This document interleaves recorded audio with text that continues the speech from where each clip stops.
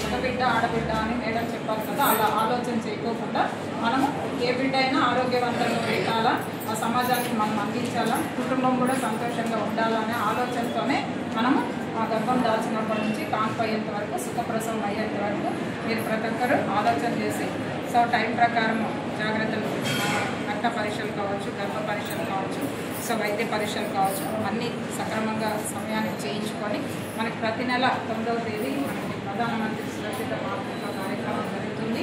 అది ఎందుకు పెట్టారంటే ప్రత్యేకంగా గర్భం దాల్చిన తర్వాత పుట్టబోయే బిడ్డ ఆరోగ్యంగా ఉందా లేకపోతే ఏమన్నా అంగవైకల్యం ఏమైనా ఉందా అనే ఉద్దేశంతోనే మనకి సో 2 పర్యాయాలు గర్భంలో మనకి రేడియేషన్ అంటే రేడియాలజీ డాక్టర్ ద్వారా పరీక్షలు జరుగుతుంది, స్కాన్ చేస్తున్నారు.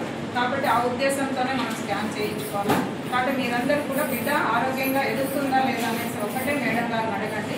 సో మిగతా మనకి ఏ బిడ్డ ఆడబిడ్డ మగబిడ్డ అనేది అడగకూడదు.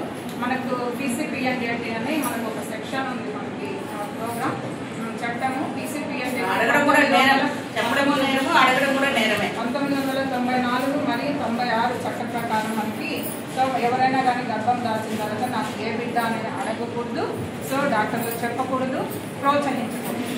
ఈ 3 కూడా ఏది జరగకూడదు. అట్లా జరిగిందంటే అడిగిన వాళ్ళకి, చెప్పిన వాళ్ళకి, ప్రోత్సహించిన వాళ్ళకి చట్టపరంగా మనకి శిక్షకు అర్హులవుతారు. కాబట్టి ఇటువంటి ఆలోచన లేకుండా మన సమాజం అభివృద్ధి చెందాలా, కుటుంబం అభివృద్ధి చెందాలా. సో ఆడబిడ్డే మనకి ఇంటికి దీపంలాగా, మణిదీపంలాగా, మాణిక్యంలాగా, ఒక శ్రీ మహాలక్ష్మి లాగా మనమందరూ కూడా ఉంటుంది. సో ఆడబిడ్డ లేని ఇల్లు కూడా మనకి అది దీపం మనకు కాంతి ఇస్తుంది కదా, కాంతిలే విలీనంగా ఉంటుంది. కాబట్టి మీరందరూ కూడా ఆ కాంతి ఉన్నప్పుడే మనం ఇల్లు చక్కదిద్దుకుంటాం. పెద్దవాళ్ళు చెప్పాలి, దీపం ఉన్నప్పుడే ఇంటిని చక్కదిద్దాలి. కాబట్టి ఆడపిల్ల ఉంటేనే మనకి ఇంటికి అంత ఉత్తేజంగా ఆనందంగా ఉంటుంది. కాబట్టి మీరందరూ కూడా ఆడపిల్ల కోసం మనం అభివృద్ధి చెందేదాని కోసం పుట్టిన తర్వాత మనకి చదివించాలి, పూర్తిగా అట్లీస్ట్ డిగ్రీ వరకు చదివించాలి.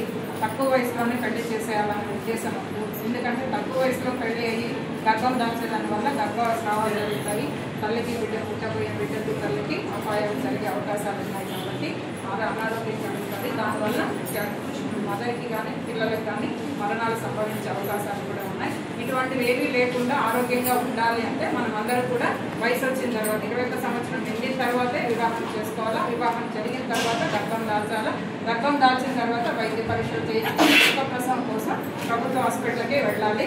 వెళ్ళిన తర్వాత బిడ్డ పుట్టిన తర్వాత తల్లిపాలు ఇస్తారండి. ముర్రిపాలు చాలా శ్రేష్టము బిడ్డ ఎదుగుదలకి. కాబట్టి ముర్రిపాలతో పాటు వ్యాధి నిరోధక టీకాలు ఇస్తారండి. సో బిడ్డకి మనకి 5 సంవత్సరాలు వచ్చేంత వరకు కూడా మంచి ఆహారము